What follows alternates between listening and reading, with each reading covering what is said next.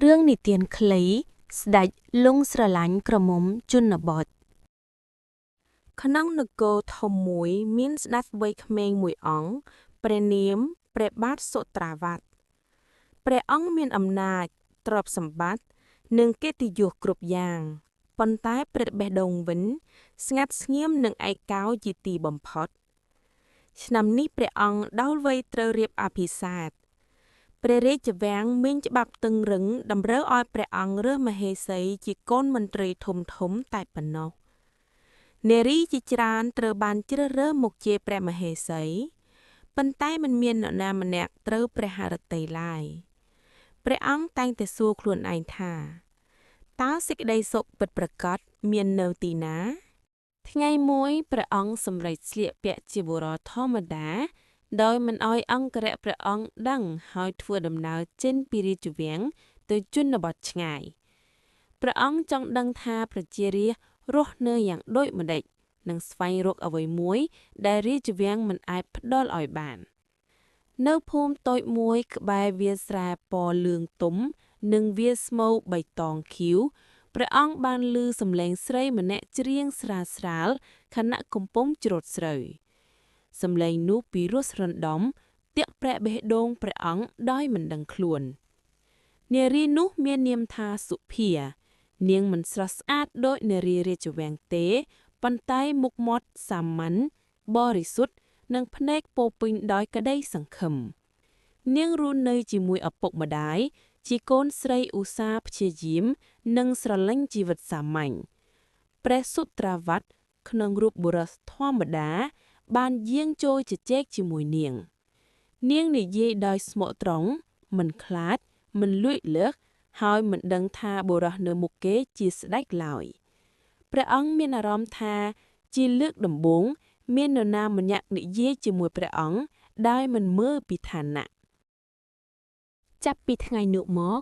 ព្រះអង្គតែងតែយាងទៅភូមិនោះជារឿយជួយធ្វើការងារនិយាយគ្នាលេងជាមួយគ្រួសាររបស់នាង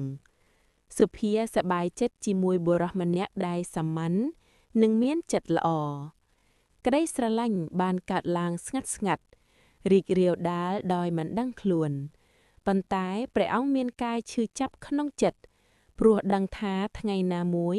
ព្រះអង្គត្រូវត្រឡប់ទៅរស់នៅជាស្ដេចវិញ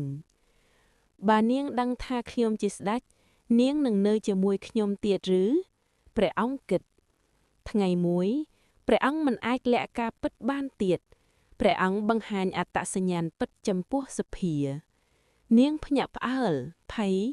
និងស្ងាត់ស្ងៀមខូចចិត្តជាខ្លាំងដែលមនុស្សនាងស្រឡាញ់ក៏ហោះនាងសុភានិយាយដោយទឹកភ្នែកខ្ញុំស្រឡាញ់បុរសម្នាក់មិនមែនស្ដេចទេ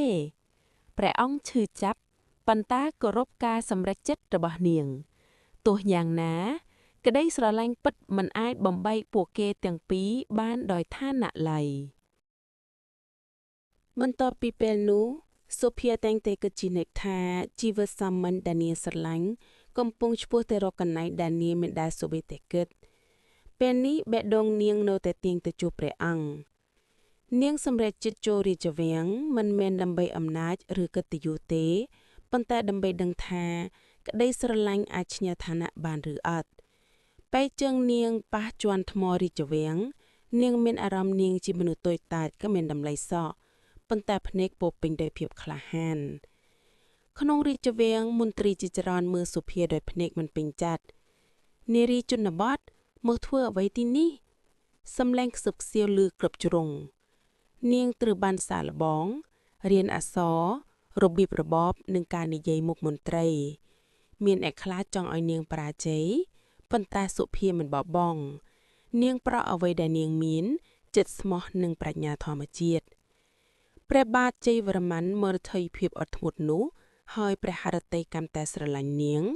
ហើយនេះជាមនុស្សដែលទ្រង់ត្រូវការ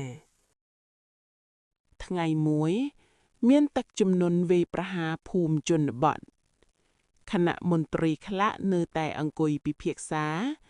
សុភាសុំឲ្យស្ដេចអនុញ្ញាតឲ្យនាងចុះជួយប្រជារាស្ត្រនាងចែកអាហារនិងដោះស្រាយកន្លែងស្នាក់នៅថែមទាំងនៅជាមួយប្រជាជនដែលរងគ្រោះដោយផ្ទាល់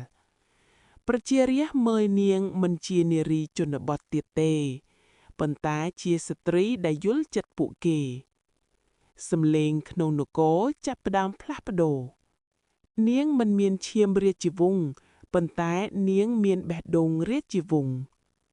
មន្ត្រីជាន់ខ្ពស់មួយចំនួននៅតែប្រឆាំងពួកគេបង្ខំឲ្យស្ដេចជ្រើសរើសរវាងប្រពៃណីរបស់រាជវាំងនិងក្តីស្រឡាញ់នគរទាំងមូលរងចាំការសម្រេចចិត្តនោះព្រះបាទសុត្រាវត្តឈរនៅមុខរាជសទ្ធាហើយមានព្រះបន្ទូលថានគរមិនឈរលើឈាមកំណាតទេប៉ុន្តែឈរលើចិត្តល្អនិងយុត្តិធម៌ព្រះអង្គប្រកាសតែងតាំងសុភាជាព្រះមហេសីដោយគោរពប្រជារាស្ត្រជាមូលដ្ឋានពិធីរាជអាពាហ៍ពិពាហ៍ត្រូវបានប្រារព្ធយ៉ាងសាមញ្ញប៉ុន្តែពោរពេញដោយសេចក្តីរីករាយសុភាមិនភ្លេចដើមកំណើតរបស់នាងឡើយនាងនៅតែយកចិត្តទុកដាក់ជនបទនិងជួយស្ដេចគ្រប់គ្រងដោយមេត្តាករុណាស្ដេចនិងព្រះមហេសីរស់នៅដោយក្តីស្រឡាញ់